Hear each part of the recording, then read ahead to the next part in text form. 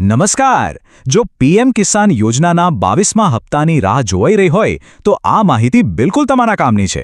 આજે આપણે એકદમ સરળ ભાષામાં સમજીશું કે આ હપ્તો મેળવવા માટે શું કરવું જરૂરી છે અને બધી તૈયારી બરાબર છે કે નહીં એ કેવી રીતે ચેક કરવું. તો ચાલો ફટાફટ આખી વાત જાણી લઈએ.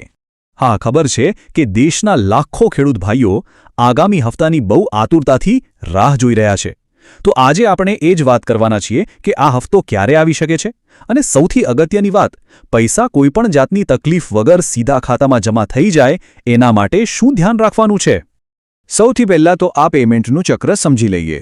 જુઓ, સરકાર દર 4 મહિને એક હપ્તો આપે છે. હવે 21મો હપ્તો તો મળી ગયો છે, એટલે એના 4 મહિના પછી હવે 22મા હપ્તાનો વારો છે.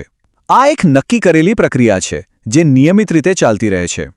અને હા, દર વખતની જેમ જ આ 22મા હપ્તામાં પણ લાભાર્થી ખેડૂતોને પૂરા 2000 રૂપિયાની રકમ સીધી એમના બેંક ખાતામાં મળશે.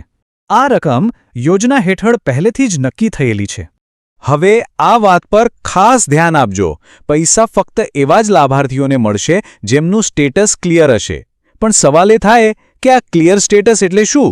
ચાલો હવે એ જ સમજીએ કે આ ક્લિયર સ્ટેટસનો અસલી મતલબ શું છે. તો જુઓ, સ્ટેટસ ક્લિયર ગણાય ને એના માટે સરકારે મુખ્ય 3 શરતો રાખી છે. બસ આ 3 શરતો જો પૂરી થતી હોય તો સમજી લો કે હપ્તો પાક્કો છે. તો કઈ છે આ 3 શરતો? ચાલો જોઈએ. આ જુઓ, આ છે ચેકલિસ્ટ.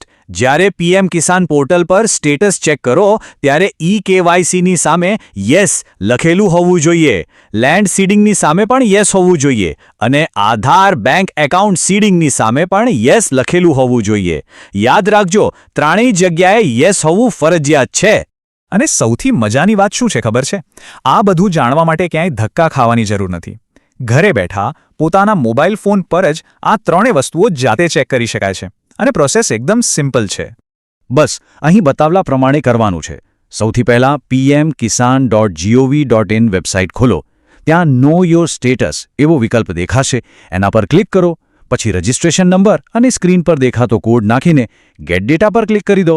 બસ આખું સ્ટેટસ તમારી સામે આવી જશે. ટૂંકમાં કહીએ તો આખી વાતનો સાર એટલો છે કે જ્યારે સ્ટેટસ જુઓ ત્યારે EKYC, લેન્ડ સીડિંગ અને આધાર બેંક સીડિંગ આ ત્રણેયની સામે લીલા અક્ષરમાં યસ લખેલું હોવું જોઈએ. બસ આટલું થઈ ગયું એટલે પૈસા પાક્કા સમજો. પણ હવે માની લો કે કોઈ જગ્યાએ યસને બદલે નો લખેલું દેખાયું તો પણ જરાય ચિંતા કરવાની જરૂર નથી. એનો પણ એકદમ સીધો અને સરળ ઉપાય છે જેનાથી આ ભૂલ સુધારી શકાય છે. જો EKYC સ્ટેટસમાં નો બતાવે તો સીધા જ નજીકના કોમન સર્વિસ સેન્ટર એટલે કે CSC પર જઈને EKYC કરાવી લેવાનું.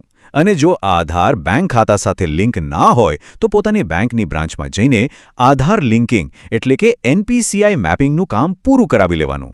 આ બંને કામ બહુ ઝડપથી થઈ જાય છે. ચાલો, તો હવે આપણે બધા આખી પ્રક્રિયા બરાબર સમજી ગયા છીએ. તો હવે એક નાનું પણ બહુ જ મહત્વનું કામ બીજાઓ માટે પણ કહીએ. આ ઉપયોગી માહિતીને ફક્ત આપણા પૂરતી સીમિત ના રાખીએ. આ માહિતીને તરત જ ગામના કે ખેડૂત મિત્રોના WhatsApp ગ્રુપમાં મોકલી દો.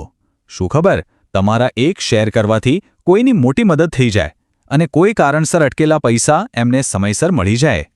જતા પહેલાં બસ એક ક્ષણ માટે વિચારજો કે તમારા ગામમાં, તમારા ઓળખીતાઓમાં બીજું કોણ છે જેમને આ માહિતી ઉપયોગી થઈ શકે છે. યાદ રાખજો, જાણકારી વહેંચવાથી હંમેશા વધે છે. ચાલો આપણે બધા સાથે મળીને ખાતરી કરીએ કે આપણા સમુદાયનો કોઈ પણ ખેડૂત ભાઈ આ યોજનાના લાભથી વંચિત ન રહે.